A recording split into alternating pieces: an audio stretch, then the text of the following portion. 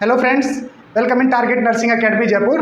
आज हम बात करेंगे फर्टिलाइजेशन एंड इम्प्लांटेशन की। फर्टिलाइजेशन क्या होता है और इम्प्लांटेशन क्या होता है। लास्ट क्लास में हमने बात की थी गैमेटोजेनेसिस की, जिसमें हमने स्पर्मेटोजेनेसिस और oogenesis को देख लिया था। तो आज हमारा टॉपिक है कि फर्टिलाइजेशन क्या होता है। तो हम बात करते हैं फर्टिलाइजेशन गैमेटोजेनेसिस में क्या था कि एक तरफ स्पर्म का प्रोडक्शन होता है और एक ओवम का प्रोडक्शन होता है। ओवम जो होता है वो हमारा होता है सेकेंडरी साइट और स्पर्म होता है। सेकेंडरी साइट और स्पर्म जब मिलते हैं तो उनके अंदर मेल प्रोन्यूक्लियस और फीमेल प्रोन्यूक्लियस बनते हैं। जब वो प्रोन्यूक्लियस आपस में मिलते हैं तो उसको बोलते हैं हम फर्टिलाइजेशन। तो फर्टिलाइजेशन क्या हो गया, यानी कि fusion of male and female pronucleus.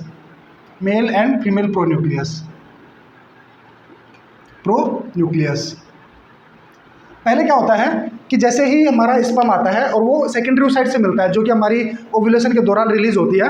ये हमारी सेकेंडरी oocyte है, ये हमारा स्पर्म है। ये जब इससे मिलता है तो इसके अंदर क्या होता है, म्योसिस सेकेंड जो अटका हुआ होता है वो कंटिन्यू होता है जब, और ये कंप्लीट होके और ये बनाता है फीमेल प्रोन्यूक्लियस।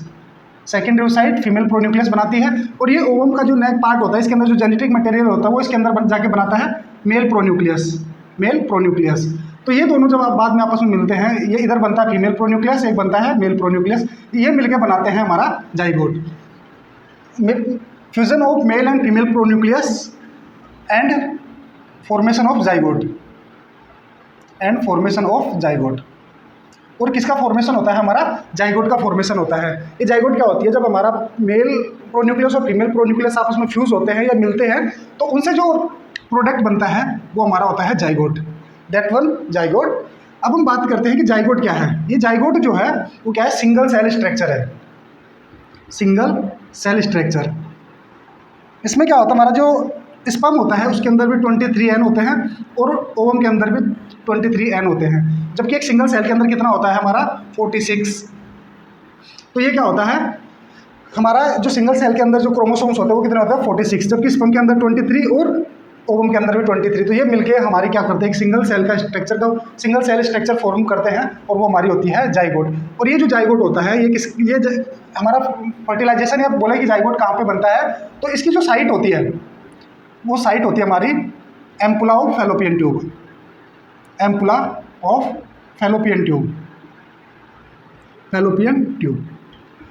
यानी कि एम्पुला क्या है, मोस्ट कॉमन साइट है किसकी, फर्टिलाइजेशन की। Most common site of fertilisation is ampulla. अब यहाँ पे क्या हो गया, हमारा फर्टिलाइजेशन हो गया। तो ये जो जाइगोट बना है ये हमारा कहाँ पे इम्प्लांट होता है, यूट्रस के अंदर। तो ये इस फैलोपियन ट्यूब के अंदर इम्प्लांट क्यों नहीं होता। जब हम बात करते हैं सेकेंडरी oocyte की या ओवम की, उसके अंदर क्या होता है, एक हमारा न्यूक्लियस होता है, विटेलाइन मेम्ब्रेन होती है, उसके बाद में हमारा कोरोना रेडिएटा होता है और एक बाहर भी स्ट्रक्चर होता है जोना पेलुसिडा। तो ये बाहर की जो लेयर है जिसको हम बोलते हैं जोना पेलुसिडा। ये जोना पेलुसिडा क्या करती है, एक तो पोलिस्पर्मी को रोकती है, यानी कि एक से ज़्यादा स्पर्म को अंदर नहीं आने देती। सेकेंड वन ये क्या करती है, जोना पेलुसिडा यहाँ पे फैलोपियन ट्यूब के अंदर इम्प्लांटेशन को रोकती है। यानी कि हम बोले जोना पेलुसिडा, मैं इसको जेड भी लिखता हूँ जोना पेलुसिडा को, कि जोना पेलुसिडा क्या करती है, प्रिवेंट इम्प्लांटेशन इन फैलोपियन ट्यूब।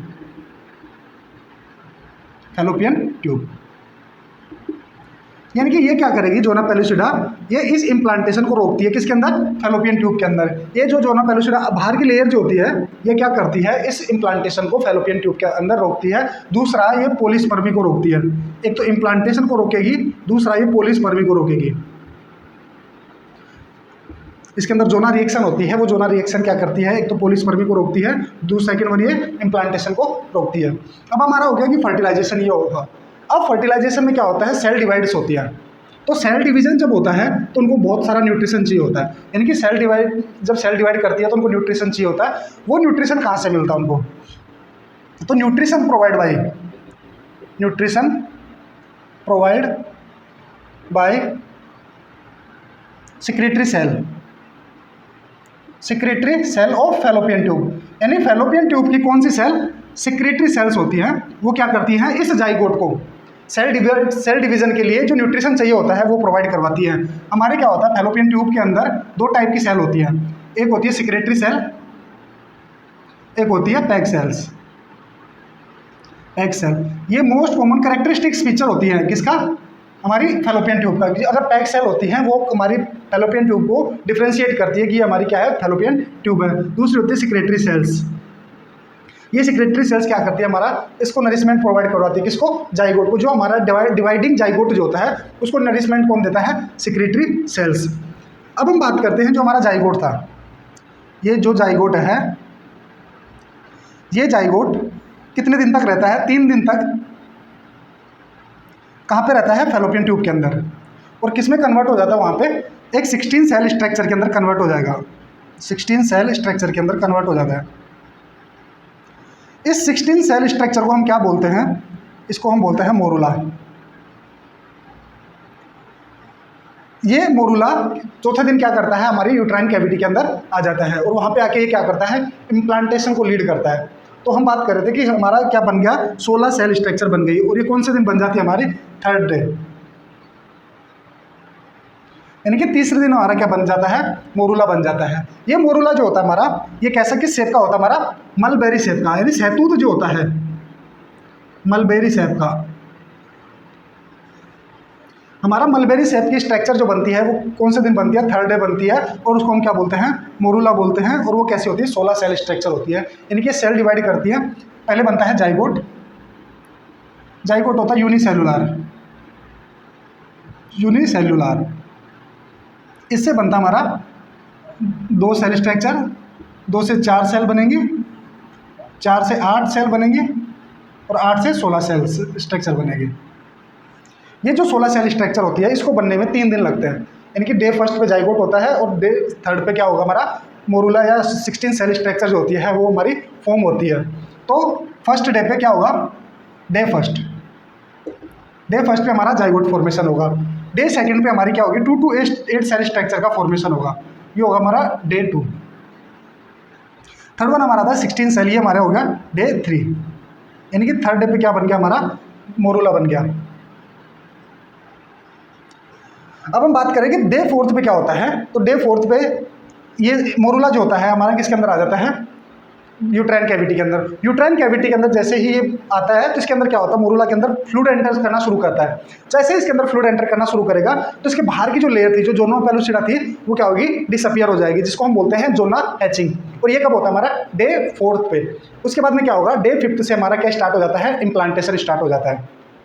तो हम बात करते हैं कि किस दिन क्या होता है और जोना हैचिंग क्या होती है। तो हम बात करते हैं कि डेज आफ्टर फर्टिलाइजेशन की, फर्टिलाइजेशन के बाद दिनों की। तो डेज आफ्टर फर्टिलाइजेशन कि यानी कि फर्टिलाइजेशन के बाद जो दिन निकलते हैं वो किस तरीके से आते हैं। तो 1st डे की हम बात करें तो 1st डे पे हमारा होता है जाइगोट फॉर्मेशन। जाइगोट फॉर्मेशन यानी कि पहले दिन किसका फॉर्मेशन हो जाएगा, हमारा जाइगोट का। डे 2 पे क्या होगा, हमारा 2nd डे पे उस पर हमारा 2 to 8 सेल स्ट्रक्चर फॉर्म होगी, 2 से 8 सेल स्ट्रक्चर बनेगी। 3rd डे पे हमारी 16 सेल स्ट्रक्चर फॉर्म होगी, 16 सेल स्ट्रक्चर बनेगी। और ये 16 सेल स्ट्रक्चर फिर क्या करेगी, हमारी ये प्रोसेस होती है हमारी किसके अंदर, फैलोपियन ट्यूब के अंदर। आगे जो प्रोसेस होगी ये हमारे किसके अंदर होगी, यूट्रस के अंदर। तो ये हमारा क्या होगा, यूट्रस। अब ये 16 सेल स्ट्रक्चर क्या करेगी हमारी, ये कुछ इस तरीके का होगा। ये क्या करेगा, हमारा इसके अंदर आएगा, एंटर करेगा किसके अंदर, यूट्राइन कैविटी के अंदर। और ये किस दिन एंटर करेगा, 4th डे। 4th डे ये क्या करेगा, एंटर इनटू यूट्राइन कैविटी है। ये 4th डे, 5th मतलब 4th डे पे क्या होगा, हमारा यूट्रस के अंदर आ गया क्या, हमारा मोरूला। अब हम बात करते हैं डे 5 की। डे 5 पे क्या होता है, हम डे 5 को बात करें तो डे 5 पे जो प्रोसेस होती है उसको हम बोलते हैं जोना हैचिंग। जोना हैचिंग। अब बात आती है मोस्ट इंपॉर्टेंट बात हमारी जो है ये कि एक तो ये किसके अंदर आ रहा है, एंटर इनटू यूटेराइन कैविटी के अंदर। ये यूटेराइन कैविटी के अंदर आया कहाँ से, ये हमारा क्या था, एम्पुला पार्ट था, ये थोड़ा इस तरीके से नैरो पार्ट होता है। तो यहाँ से हमारा जाइगोट चला और ये यहाँ तक आ गया 16 सेल स्ट्रक्चर के अंदर, 16 सेल स्ट्रक्चर के अंदर ये आ गया। ये यहाँ से यहाँ तक आया कैसे, मतलब मूवमेंट करने के लिए कोई तो प्रोसेस हुई होगी। तो इसमें हमारी जो मोस्ट कॉमन प्रोसेस होती है, इस प्रोसेस के अंदर हमारी जो मोस्ट कॉमन प्रोसेस है वो हमारी है peristalsis movement, peristalsis movement in fallopian tube, in fallopian tube. इसके अलावा दूसरी जो हमारी होती है वो होती है सिलियरी मूवमेंट। इसके अंदर क्या होता है, हमारे सीलियाज होते हैं, फैलोपियन ट्यूब के अंदर छोटे छोटे सीलियाज होते हैं, उनकी मूवमेंट से ये किसके अंदर आता है, एक तो इसके अंदर यूट्रस कैविटी के अंदर।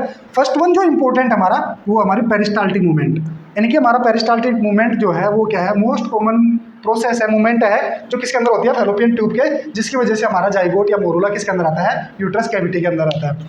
5th डे पे हमारी प्रोसेस थी कि हमारा क्या हो रहा था, जोना हैचिंग। अब ये जोना हैचिंग क्या है, जैसे ही हमारा morula enter in uterus, enter in uterus,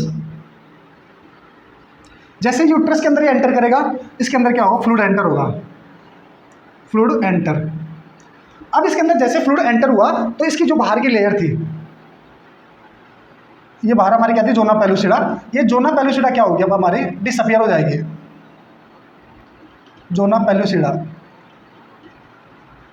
pellucida, ये जोना पेलुसिडा जो है वो क्या होगी, डिसअपियर होगी, फ्लूइड एंटर इन इट, और ये क्या करेगा, जोना पेलुसिडा डिसअपियर,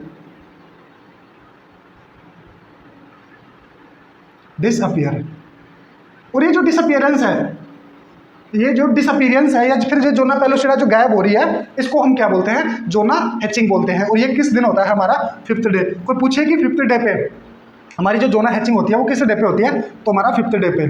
मोरूला किस दिन बनता है, हमारा 3rd डे पे। एंटर किस दिन करता है, 4th डे पे।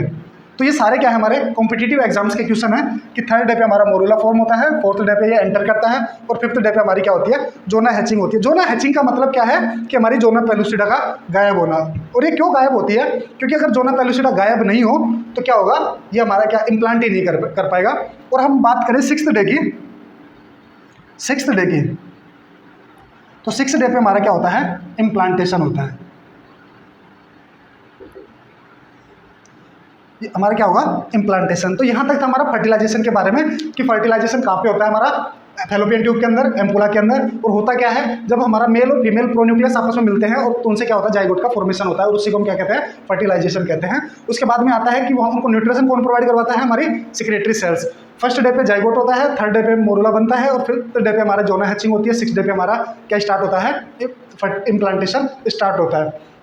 उसके बाद में जो मूवमेंट होती है वो पेरिस्टाल्टिक मूवमेंट मोस्ट कॉमन होती है, जिसकी वजह से हमारा मोरूला किसके अंदर आता है, यूट्रस कैविटी के अंदर आता है।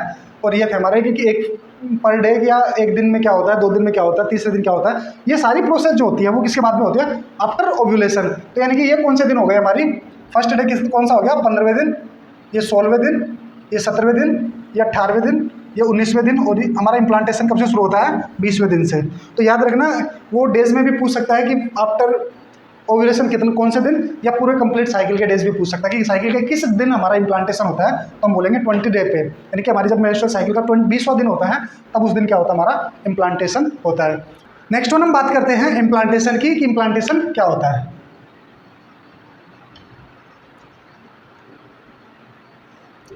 इम्प्लांटेशन का मतलब है जो हमारा मोरूला था वो किसके, उसमें जोना हैचिंग के बाद वो किसमें कन्वर्ट हो जाता है, हमारा ब्लास्टोसिस्ट में। यानी कि ये हमारा मोरूला, इसके अंदर फ्लूइड एंटर हुआ, क्या हुआ, हमारा जोना हैचिंग हुई, और जोना हैचिंग के बाद में ये किसके अंदर कन्वर्ट हो जाता है, हमारा ब्लास्टोसिस्ट के अंदर। ब्लास्टोसिस्ट क्या होता है हमारा, जब हमारे इसके ऊपर से जोना पेलुसिडा की लेयर हट जाती है उसको हम बोलते हैं ब्लास्टोसिस्ट। और ये कितनी सेल स्ट्रक्चर होता है, 64 सेल स्ट्रक्चर।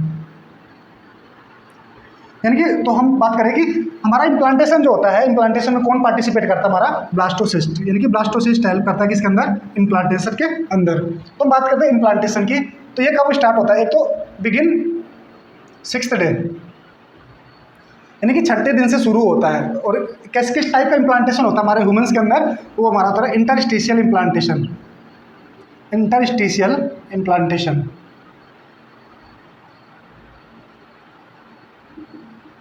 या फिर हम बोले deep endometrium. Deep endometrium implantation या इंटरस्टिशियल इम्प्लांटेशन किसके अंदर होता है, हमारे ह्यूमंस के अंदर, यानी मानव के अंदर जो होता है वो किस टाइप का होता है, इंटरस्टिशियल इम्प्लांटेशन या डीप एंडोमेट्रियम इम्प्लांटेशन। अब आता है कि जब इम्प्लांटेशन हो जाता है जब हमारा इम्प्लांटेशन हो जाता है तो हम एंडोमेट्रियम जो होती है उसको बोलते हैं डेसिडुआ। तब हम इसको क्या बोलेंगे, डेसिडुआ, यानी कि प्रेग्नेंट एंडोमेट्रियम, प्रेग्नेंट एंडोमेट्रियम। अब इसको प्रेग्नेंट एंडोमेट्रियम क्यों बोलते हैं, क्योंकि अब क्या हो गया, हमारा जो जाइगोट था या फिर हमारा बात करें मोरूला या ब्लास्टोसिस्ट, वो किसके अंदर चला गया है, हमारा एंडोमेट्रियम के अंदर चला गया है। तो उसकी वजह से क्या हो गया, अब हम बोलेंगे प्रेग्नेंट एंडोमेट्रियम जो होती है जिसके अंदर हमारा ब्लास्टोसिस्ट गया है, उसको हम बोलते हैं डेसिडुआ। तो डेसिडुआ क्या होती है, आफ्टर इम्प्लांटेशन जो हमारी एंडोमेट्रियम होती है, आफ्टर इम्प्लांटेशन हमारी जो एंडोमेट्रियम होती है उसको हम बोलते हैं डेसिडुआ। तो याद रखना, डेसिडुआ किसके बाद में बोलेंगे, जब हमारा इम्प्लांटेशन हो जाता है उसके बाद में हमारी एंडोमेट्रियम जो होती है उसको हम बोलेंगे डेसिडुआ। इसके बाद में हम बात करते हैं कि इसकी फेजेस क्या क्या होती है।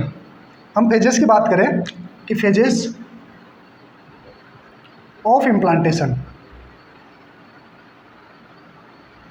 कि इम्प्लांटेशन की फेजेस क्या क्या होती है। तो इसके अंदर 3 मेजर फेज होती है, वैसे तो 4 फेज है लेकिन हम बात करेंगे 3 फेज की। सबसे फर्स्ट वन हमारी है अपोजिशन। अपोजिशन का मतलब होता है जब एक चीज़ किसी दूसरी चीज़ की तरफ अट्रैक्ट होती है, यानी कि जैसे एक बॉयज एक गर्ल्स की तरफ क्या होते हैं, अट्रैक्ट होते हैं, उसी तरीके से क्या होती है, जो हमारा ब्लास्टोसिस्ट है वो किसकी तरफ अट्रैक्ट होता है, blastocyst attract towards endometrium, endometrium, यानी कि जो हमारा हमारा ब्लास्टोसिस्ट है वो किसकी तरफ चला जाता है, हमारा एंडोमेट्रियम की तरफ चला जाएगा। जब एंडोमेट्रियम की तरफ जाएगा तो वो क्या करता है, इम्प्लांटेशन को लीड करता है। सेकंड फेज जो हमारी आती है इसके अंदर होता है अडहेशन। अडेशन इसे नाम से पता है, अडेसिव का मतलब क्या होता है, अडे का मतलब क्या होता है कि हमारा चिपकना, कि अब ये जो उसकी तरफ गया था एंडोमेट्रियम की तरफ हमारा ब्लास्टोसिस्ट गया था, ये उससे क्या होगा, चिपक जाएगा, यानी कि अडेसिव हो जाएगा, stuck with the wall of endometrium.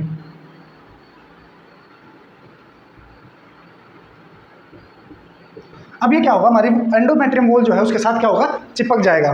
Third one, इसमें एक फेज होती है, थर्ड वन पेनिट्रेशन।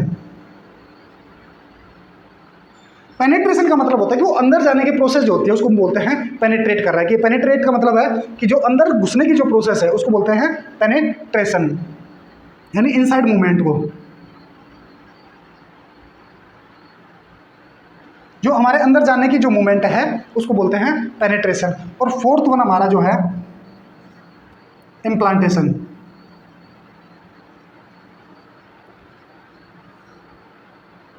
इम्प्लांटेशन का मतलब है कि अब उस जगह पे क्या हो गया, हमारे डीप एंडोमेट्रियम में हमारा ब्लास्टोसिस्ट फिट हो गया है। अब इसके बाद में यहाँ पे क्या करेगा, वो न्यूट्रिशन लेगा और ग्रोथ करना स्टार्ट करेगा, तो वो होता है हमारा इम्प्लांटेशन। तो इसकी कितनी फेज है, मेजर फेज जो है अपोजिशन, अडेशन और हमारे इम्प्लांटेशन है। और वैसे हमारे कॉमन फेजेस है अपोजिशन कि जो हमारा ब्लास्टोसिस्ट एंडोमेट्रियम की तरफ चला जाता है, अडेशन में वो उससे जाके चिपक जाएगा, पेनिट्रेशन में वो अंदर की तरफ मूवमेंट करेगा और इम्प्लांटेशन में वो डीप साइड में चला जाएगा।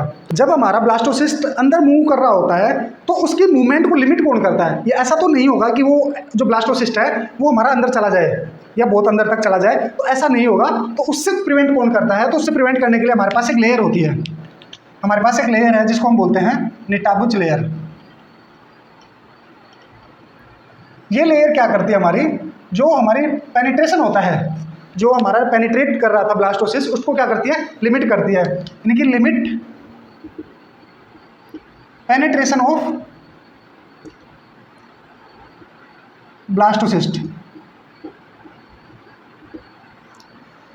अगर ब्लास्टोसिस्ट जब हमारा जो अंदर मूव कर रहा होता है तो उस टाइम उसकी मूवमेंट को जो रोकती है वो हमारी निटाबुच लेयर होती है। अगर ये लेयर नहीं होती है तो फिर हमारे क्या होते हैं, इम्प्लांटेशन एरर्स आ जाते हैं, जिनको हम एक्रेटा परक्रेटा बोलते हैं। तो उनके अंदर वो उसका कारण होता है हमारा निटाबुच लेयर का एब्सेंट होना, और किसके अंदर होना, हमारी एंडोमेट्रियम के अंदर। ये क्या करती है, हमारा जो पेनिट्रेशन होता है यानी कि डीप इम्प्लांटेशन जो होता है उसको प्रिवेंट करती है, उसको और डीप होने से प्रिवेंट करती है, मायोमेट्रियम में क्रॉस करने से रोकती है। तो यह था हमारा निटाबुच लेयर। अब आता है कि ये इम्प्लांटेशन होता है, उसकी साइट क्या होती है, कि किस जगह पे जाके हमारा इम्प्लांटेशन होगा। तो उसमें याद रखना अपर पोस्टीरियर यूट्राइन वॉल, यानी कि हमारी यूट्रस की जो वॉल होगी उसमें क्या होगा, ऊपर की साइड ही नियर फंडस। याद रखना कहाँ पे, नियर फंडस। नियर फंडस क्या होगा, अपर पोस्टीरियर यूट्राइन वॉल, यानी कि ये हमारी वॉल, यूट्रस की वॉल होती है। इस वॉल में पीछे की साइड में, ऊपर की साइड क्या होगा, इसका इम्प्लांटेशन होगा। तो इम्प्लांटेशन की साइड क्या होती है हमारी, अपर पोस्टीरियर यूट्राइन वॉल, और कहाँ पे, नियर फंडस। तो यहाँ तक था हमारा किसके बारे में, फर्टिलाइजेशन और इम्प्लांटेशन के बारे में। नेक्स्ट वन हम बात करेंगे नेक्स्ट क्लास में। Thank you so much.